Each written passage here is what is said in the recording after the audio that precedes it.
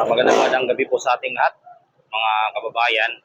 At nandito tayo sa may Maramon, Magsaysay Boulevard upang magbigay update dito po sa ating NLEX connector sa mga kaganapan ngayong gabi. So ito nga po mga kababayan, ating makikita dito yung mga tower crane ay mga gumagana dito at nagbubuhat po ng ating mga steel box girder, mga kababayan. So ito nga po mga kababayan, no? At atin ito papasadahan upang makita natin yung kaganapan dito sa gabing ito dito po sa ating Ramon Magsaysay Boulevard sa ating ina-update sa NLEX connector, mga kababayan. So bago natin umpisahan ang ating video at baka naman po pwede makahingi ng favor, like and subscribe sa ating YouTube channel at huwag kalimutan i-click ang all notification bell para lagi po tayong updated sa ating mga ina-upload sa ating YouTube channel. So ito po ang ating update mga kababayan sa gabing ito. Itong ating NLEX SLEX connector na ating ina-update ngayon dito ay talagang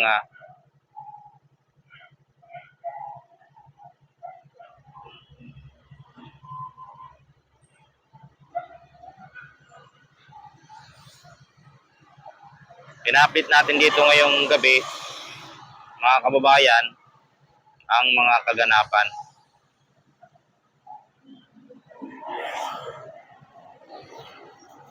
So ito po ang ating kaganapan mga kababayan. Kung makikita natin yung tower crane ay gumagalaw at kumikilos at ang dami pong bantay dito ng mga enforcer na nagbabantay po dito sa atin NLEX sa mga dumadaan nating mga motorista.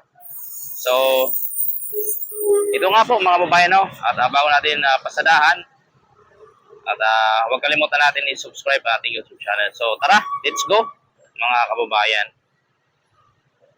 Atin na itong papasadahan para makita natin yung update mga kaganapan ngayong gabi. So dito, bali ano na lang dito, one lane, ganun din sa kabila, one lane na lang dahil nga po sa ganap.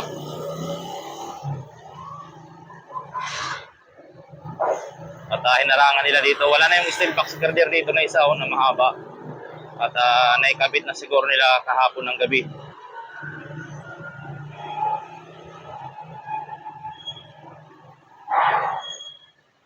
So titingnan natin dito kung ano pa yung makikita nating ganap.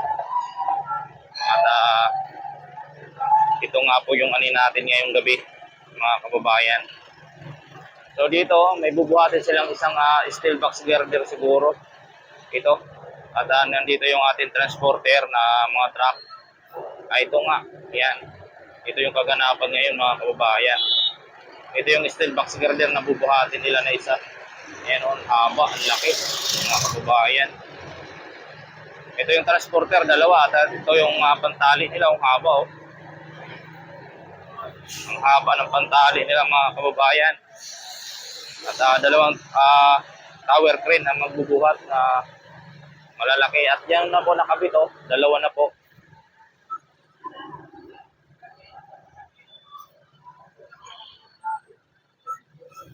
Dalawa na po nakabit na steel box girder mga kababayan dito po sa kanan, kaliwa natin. Dalawa na po ang nakabit.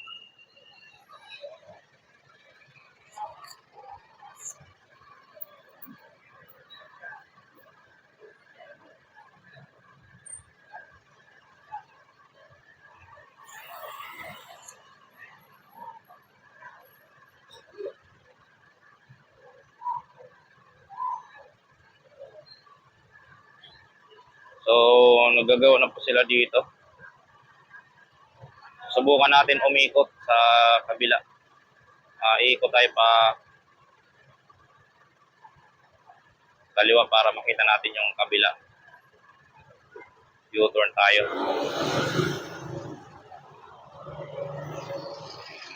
Ito naman siguro next week. Ito, dito sa kabila. So, iikot tayo mga kababayan. Subukan natin mag-u-turn doon kung wala tayo, kung hindi tayo mahuli.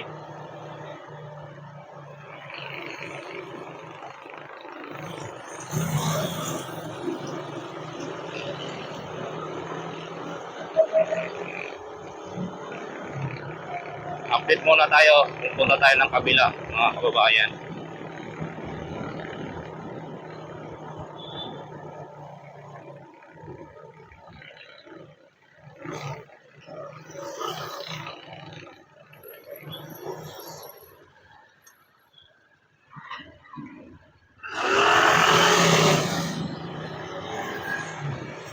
Ikutan natin dito sa kabila.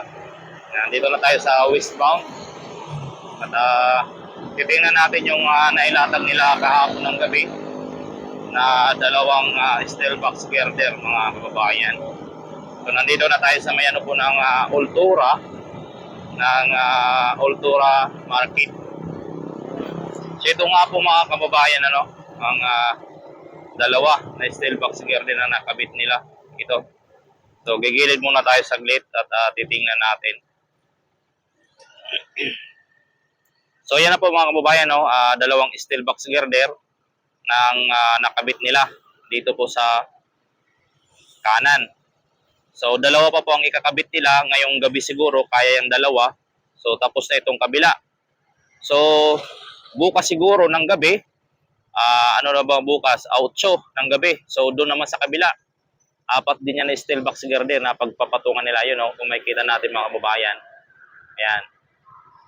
Apat din yan na steel box girder na pagpapatungan, no? Isa, dalawa, tatlo, apat na nakaabang na bakal para pagpapalsakan ng steel box girder sa kabilang capping beam, pinaka-perhead.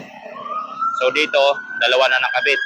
So meron nung isa na binubuhat, ikakabit na yun dito siguro, hahatakin na sa dito, mga kababayan. So ating susubukan, ikutan natin uli, mga kababayan, ang kabila. Titingnan natin uli ang kabila, mga kababayan. So tara, at pasadaan natin uli at iikot tayo uli sa may Purisa Station para makita natin uli yung ganap sa kaliwa sa una nating nakita. Ayan na, dalawa na, dalawa na pong steel box girder na kabit, mga kababayan.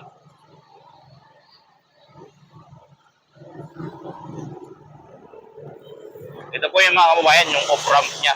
Ito, ang off-ramp niya. Ang galing mga Quezon City, dito lalabas.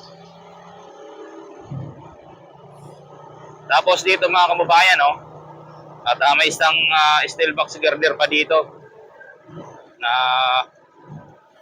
nakadugtong ng mga kababayan. Ito, isang steel box girder na ito, mga kababayan. At dinudugtong na rin, dinudugtong na.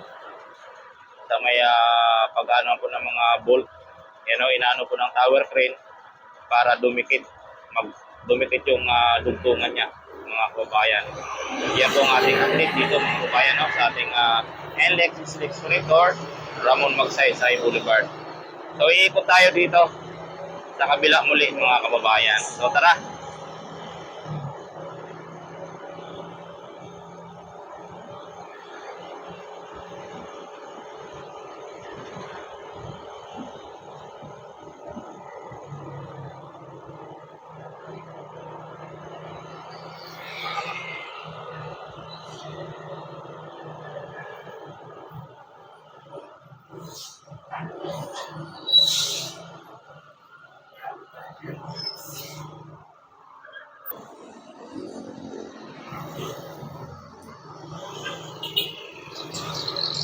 So nandito na tayo ulit, mga kababayan, at umikot tayo muli.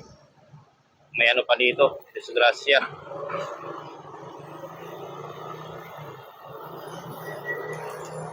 Kung ano yung motor sa 4 wheels. So ito, nagkasiksika naman po dito yung mga sasakyan, no? Mga kababayan, bumalik tayo bago tayo dumiretso ulit uwi ng bahay. Tingnan natin muli yung napakalaking tali na ginagamit po sa pagbuhat itong steel box girder natin na dambuhala. Atin titingnan muli, mga kababayan. So medyo nag-traffic na dito kasi one lane lang. dahil nga po sa sinarado yung tulin para makano po yung ating NLEX connector sagawa ng kanilang pagkakabit ng steel box girder.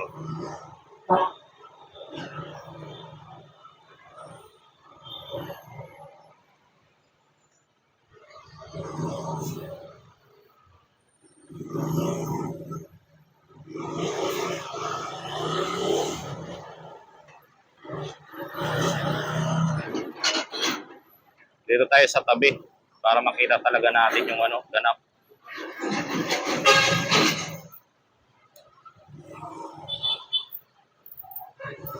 Ayan yung dalawang nagtatali ng steel box girder mga kababayan. Okay lang kahit matraffic tayo para makita talaga natin yung pagtatali nila.